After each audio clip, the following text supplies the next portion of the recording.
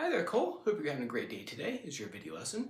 Two things I want to talk about, and I'll go down that list. If you have questions at the end, have your mom or dad shoot me over a message, and I'll be more than happy to do my best to answer.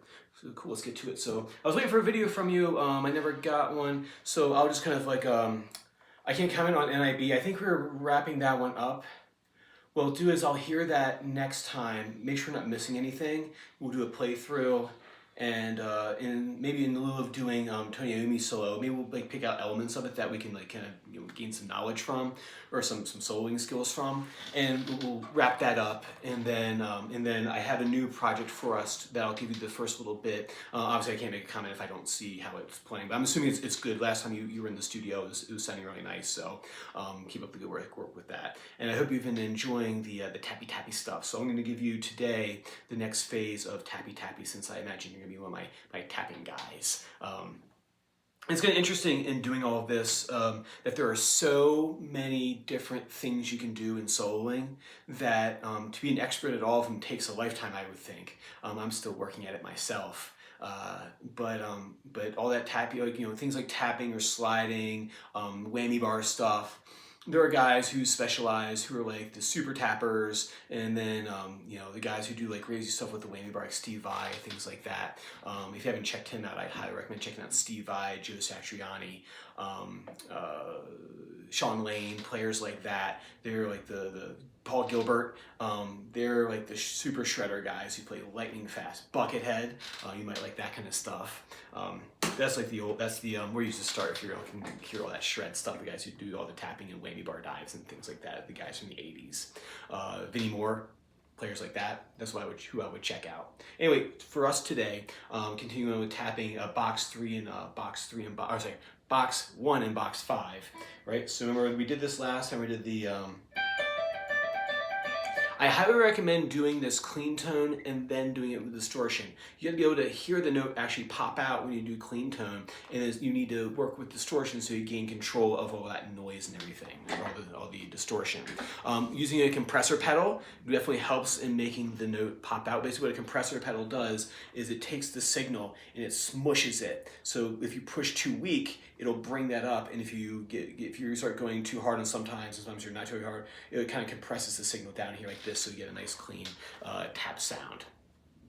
You should be able to do it really well just with like your fingers and your ability to play a guitar, but sometimes there is a little bit of gear involved. I have a compressor pedal on right now that helps bring everything up, and then I have distortion pedal. So I'm going to do a clean tone first. Remember, tapping with my middle finger on this. This is the way I like to do it. Do I see people tapping with first finger? Absolutely. A lot of people tap with their first finger. A lot of people tap with all the fingers, right? That's a whole other area. Like Stanley Jordan, he's a master of it. He's a jazz player. He plays the guitar like a piano like this. It's really cool to see. We got players like Tosin Abasi, who are crazy when it comes to all the tapping stuff they do. Check out Animals as Leaders. That would be a great band if you want to hear like some of the vanguard of what people are doing nowadays. It's kind of like 30, 40 years ago, the tappers were like, wow, that's super cool how you're doing that. And now I have like 12-year-olds doing that stuff. So there's people always pushing the boundaries of what's physically possible on the guitar.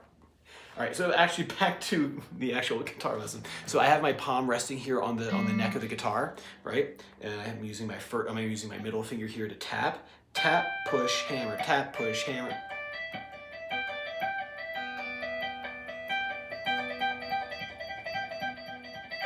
Now, switching strings, that's where I imagine you've probably done that ad nauseum this week in much to your parents' delight. You're doing all that tapping stuff. What I want you to do is tap, push, hammer, tap, push, hammer. The trick to get to the next string, tap, push, hammer. On that hammer, you tap the second string.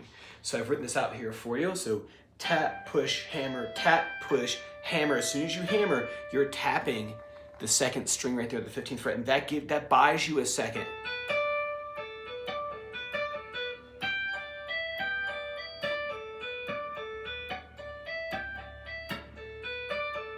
Now, when I'm practicing, I practice a lot of time, I practice the seams of things, not the riff itself, but getting to the next riff and that transition thing, that transition spot. Those are the trickiest spots and the things that people don't like to practice as much. So it's fun to do this.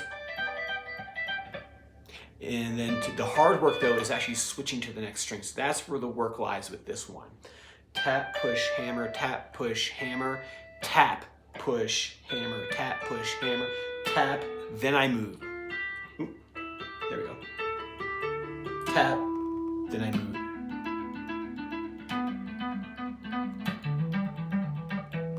So you tap, push, hammer on the hammer one more time. Tap, push, hammer, tap, push, hammer. Slow is the name of the game. You gotta be able to do it slow before you do it fast. But I promise you, if you practice slow, going fast is gonna be much easier. Tap, push, hammer, tap, push, hammer. I would stick with 2 strings first. Be able to do it, switch on 2 strings.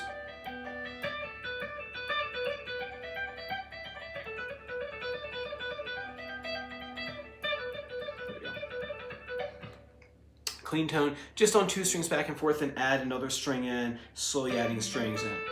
I push downwards this way, I don't bump into the string above. I find it easier to do it that way.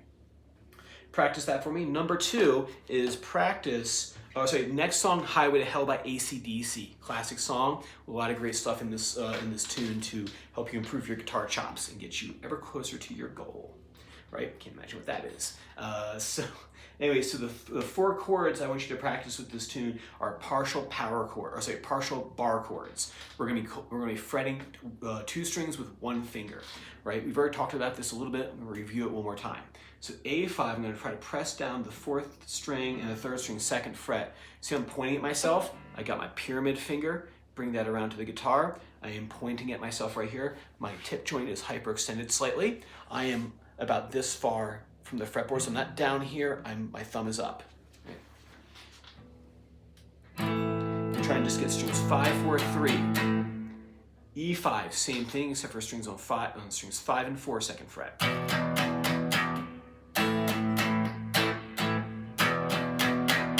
Right? So have those 2 chords learned for next time. And then D5, it's a D chord without the middle finger. I can play a D5 chord here. You can hear the difference. This one's definitely brighter and cuts through more. If I turn the distortion on, which I may or may not, because I like to practice things clean tone first before I put distortion on. I practice both ways, but clean tone first. So I can hear stuff like that if I make a mistake. See, the D5 ring cuts D5 rings through a bit more brighter over here, not brightly, if that's a word or not. I don't know. Maybe it is. D5 and then G5. You're going to want to practice D5 to G5 a lot. It's a quick switch in the song. It's a challenge point in Highway to Hell. I want you to practice going D5, G5. Look at my middle finger, or sorry, my ring finger right here.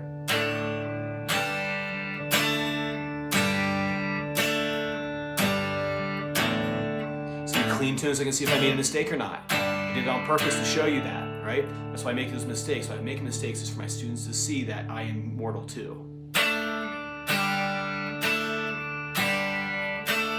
Right, practice that a lot. Notice I'm going directly to the next stop. I'm not doing this, not doing that stuff. And then lastly is the intro riff for Highway to Hell. It's going to be A5 3 times. The nice thing about this, it gives you a little bit of space in between the next thing so that you can practice the partial power chord, a partial bar chord.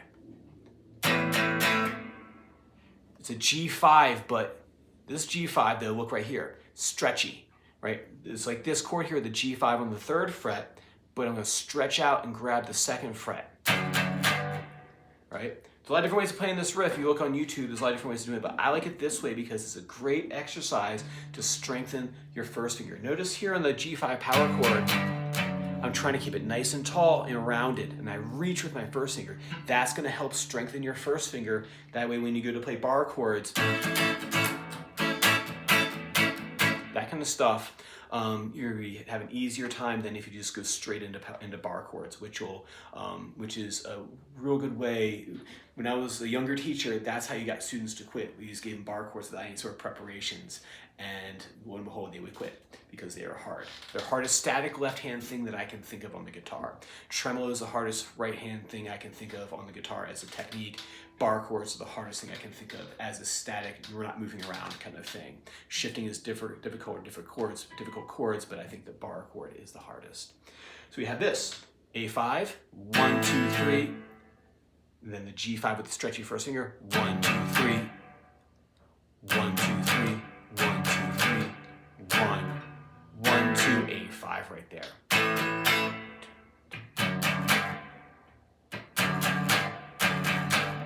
And then next time,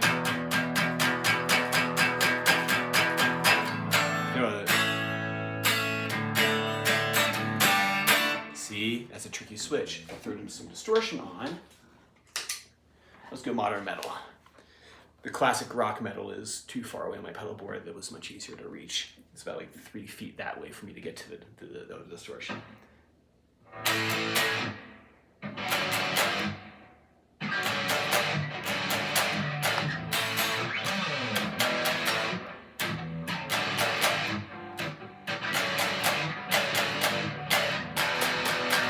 Maybe.